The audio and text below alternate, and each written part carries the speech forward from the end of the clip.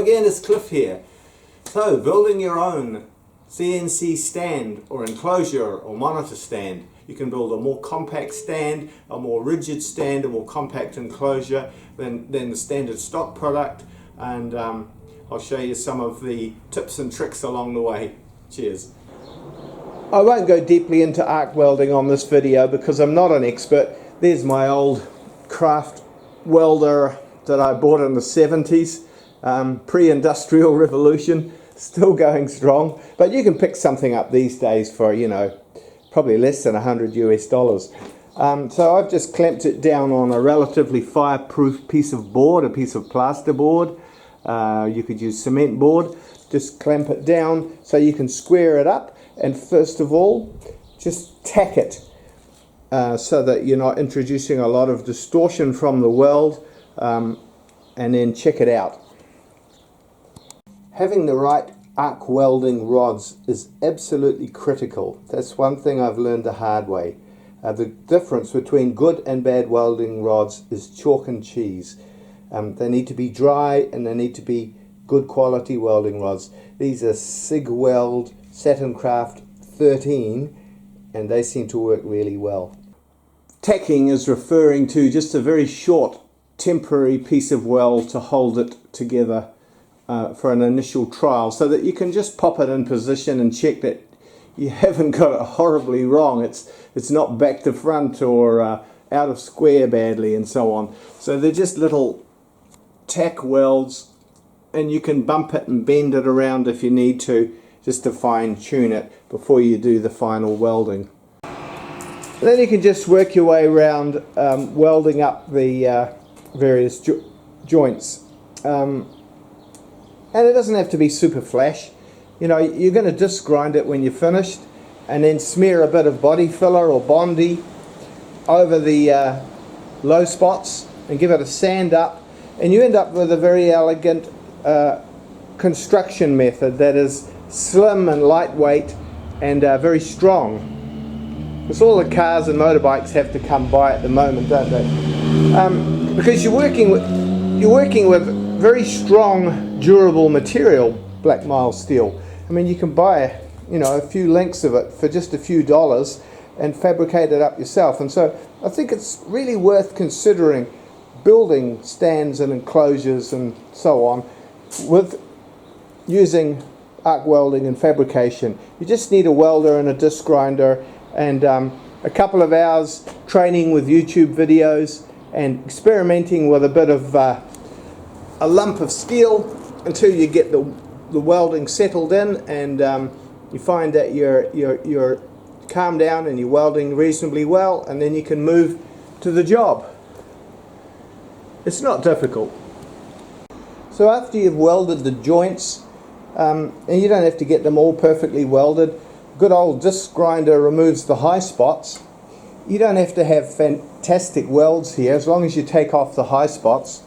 Remember, this is not a dynamically loaded structure like a pipeline or a trailer. It's just statically loaded, and so the arc welding is going to be several times stronger than it needs to be in this application of just a static load. So you remove the high spots, and then in a minute I'll show you how to remove the low spots. I think what I really like about the process of manufacturing via welding from mild steel rod is that when you put all the pieces together and weld them up and disc grind them to the finish assembly, that assembly is no longer an assembly of components because it's welded, and it becomes one component, one integrated component that is elegant and strong and relatively light. It's not going to come loose or go out of square. It's a permanent structure in its own right, and that really appeals to me. I mean, of course you can use the same process for aluminium. In some ways that would be even better, but you need much more expensive welding equipment, more expensive raw materials, and a higher level of skill to do it in aluminium. The bottom guide bracket, which is really only a sideways guide, so that the sliding door is hanging there, doesn't swing out of position. it's got a design that has the minimum potential to trap swarf or chips. I've really tried to avoid having a channel that gathers crunchy granola chips and grinds the whole thing to a halt. So there's very little there. And so on the one I'm building, that was sort of prototyped on that one. And so the one I'm building, it's just a piece of 1-inch box section with a bit, can you see it there? Bit of 1-inch box section with a piece notched out of it, bandsawed out, pretty simple, and I've just welded it on this time, so it's much quicker. So there we are, we're putting the hinges in place now, and hanging the doors. So that's all good. It's getting to that stage where it's really satisfying because you're starting to actually put things back again. And so that's taken me so far 4 or 5 little bursts of work of about 2 or 3 hours each. And I think it's really efficient to work in little bursts. You know, every couple of days do another 2 or 3 hours. That might amount to about 2 days work in total. But by doing it in bursts, it gives your brain a chance to think it through while you're doing something else, or maybe while you're sleeping or watching telly. And then when you come down to do the work, you've planned the work and you've got the tools and materials, and you work efficiently for 2 or 3 hours, and then head off and do something else. And that way it doesn't knock a hole in a big chunk of time. Regarding mounting the clear sheet of plastic, you can use polycarbonate or acrylic. Acrylic's quite a lot cheaper.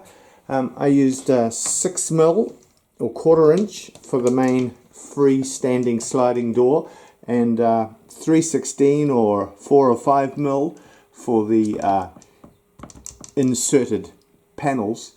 And I just put in little flush countersunk screws with nuts on the back, just a few of those. That seems to work really well, and it's quick and easy to install and remove. You don't need any fancy equipment to do that. So it's just a little 4mm countersunk screw and nut. Actually, on the side panels I've used 3mm countersunk screws and nuts, which is even more low profile. So we need some drawer sliders. My Tormac number 1, that's a real mini one that I've modified with the very narrow enclosure opening.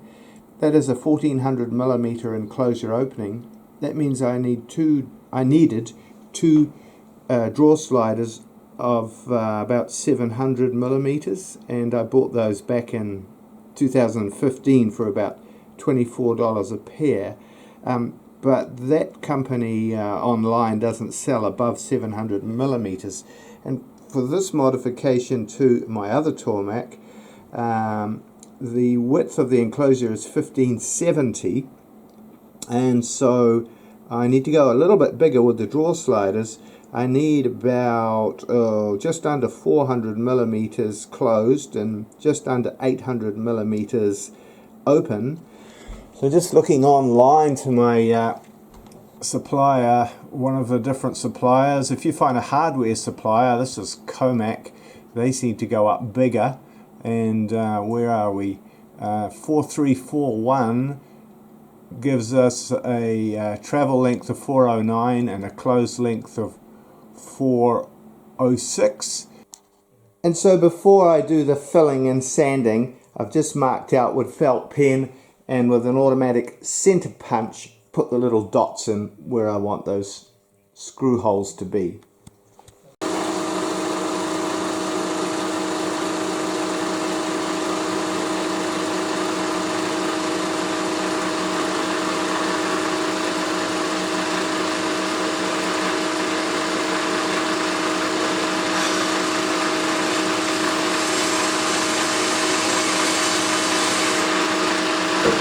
Well, that's probably more than enough, isn't it, for that video? Yet another video on CNC machine stand and enclosure design.